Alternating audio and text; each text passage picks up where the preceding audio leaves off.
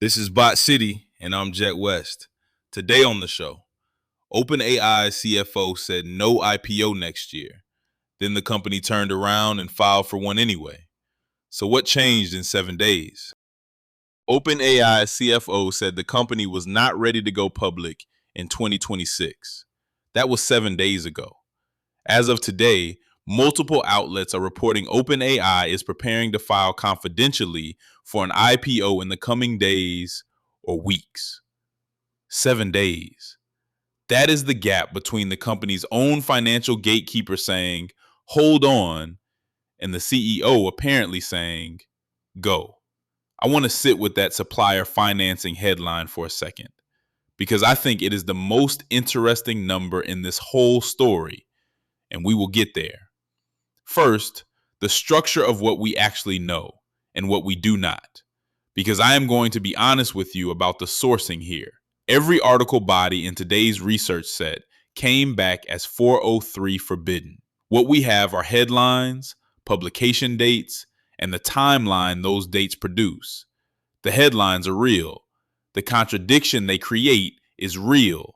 The specifics underneath them, the revenue figures, the valuation targets, the actual quotes from the CFO, the governance terms, none of that is accessible today.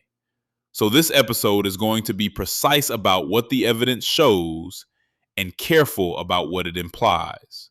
What the evidence shows is a timeline that does not behave like a well-managed IPO process. Back in early April, more than 6 weeks before today, the information was already reporting that OpenAI's CEO and CFO were diverging on IPO timing. Not a minor scheduling preference, a divergence. That word in financial reporting means two people in the same building are telling different stories to different rooms. That headline ran in early April. It sat there. Then, on May 13th, the information published two more headlines on the same day. One, OpenAI CFO questions 2026 IPO readiness. Two, OpenAI's IPO hopes face skeptical investor community. Both on the same day. Both, by the way, from the same outlet that had already flagged the internal disagreement 6 weeks earlier.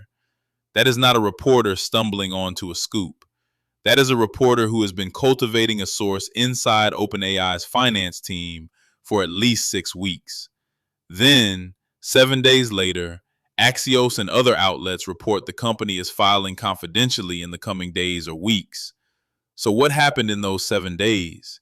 Did the CFO's concerns evaporate? Did new information arrive that changed the calculus? Did someone in that building simply get overruled? We do not know. The article bodies are not accessible, but the options are limited, and only one of them is flattering to the process. Option 1. Something materially changed in 7 days. New investor commitments, a favorable SEC signal, a shift in the broader market. The May 19th headline, Investors Falling Back in Love with IPOs, offers a possible tailwind. General IPO sentiment improving could move the needle on internal confidence. That is a real possibility. Option 2. The CFO's concerns did not change, but the CEO's timeline won. The divergence that was visible in April resolved the way executive divergences usually resolve, which is that the person with more institutional power set the calendar, and the person with more financial caution found a way to get comfortable in public while remaining uncomfortable in private. Option 3 is the one that the supplier financing headline points toward. And this is where I want you to pay attention. One headline from May 12th, the day before the CFO's public skepticism landed, states that OpenAI is making billions by promising to buy from suppliers. No dollar amount is confirmed in the headlines. The word billions is in the headline, not verified by body text I can access. But the mechanism described is familiar. Before a company goes public, it sometimes enters into advanced purchase commitments with suppliers, essentially promising future spend in exchange for upfront capital or favorable terms. If you are a compute-hungry AI company and you promise a cloud provider or a chip manufacturer several $billion in future purchases, they may front you cash or credit that improves your near-term financial picture. That improved picture shows up in your pre-IPO financials. It shows up on the page that investors see before they decide what the company is worth. That is not fraud.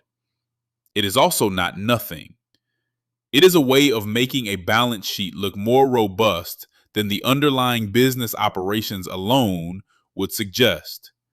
And the timing, May 12th for the supplier financing headline, May 13th for the CFO's public skepticism, May 20th for the imminent filing reports, that sequence does not feel like coincidence. It feels like a negotiation about which version of the financials gets to be the story. What is conspicuously absent from every headline in this set is the name of the CFO. No name. The CEO's role is implied throughout. And given that we are talking about the person who has been running OpenAI and has been the public face of the company's ambitions for years, the absence of a name there is less strange. But the CFO, the person whose reservations are apparently the entire story, is referred to institutionally throughout. That is either a sourcing limitation or it is a deliberate choice by a reporter protecting access. Either way, it is a gap. Also absent, Microsoft, the company that invested roughly $10 billion in OpenAI, that built its cloud infrastructure around the partnership, that embeds OpenAI's models across its enterprise product line. Not one headline in this set mentions Microsoft's stake in the IPO, its role in the governance structure going forward, or how the public filing affects a partnership that is partially responsible for OpenAI's ability to operate at the scale it operates at.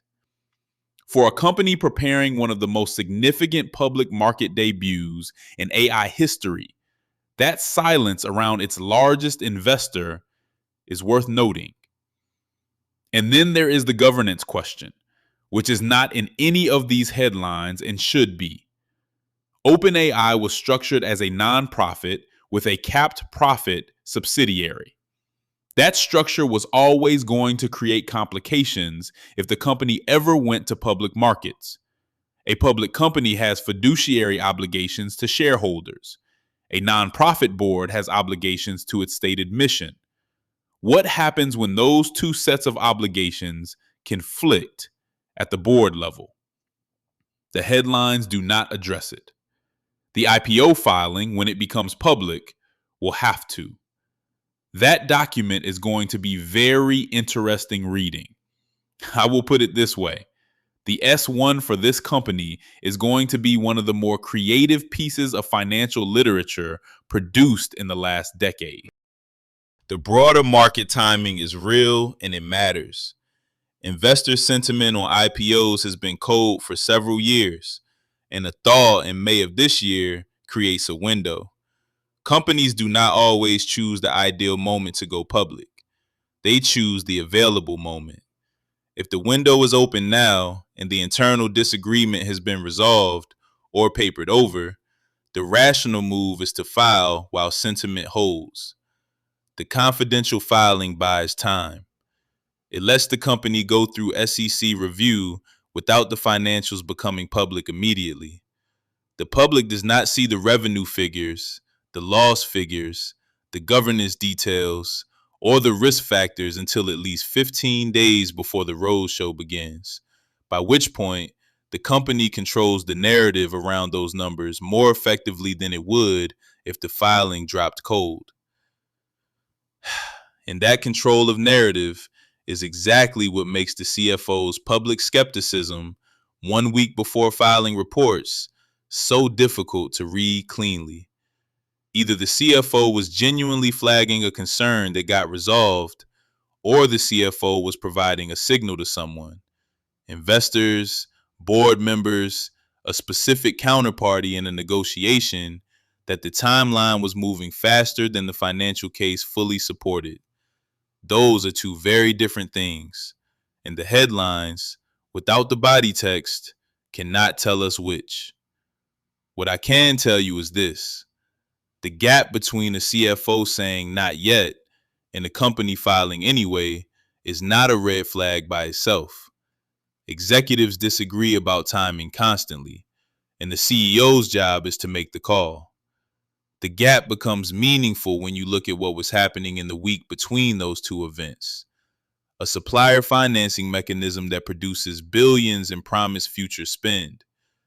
An investor sentiment piece landing the day before the filing reports. A CFO whose reservations disappeared from the headlines at precisely the moment the process accelerated. That is not a contradiction. That is a sequence. And the sequence tells you that someone decided the window was more important than the readiness and moved the calendar to match the decision they had already made. I'm Jet West in Bot City. Keep bussing. Grab news. Thomas.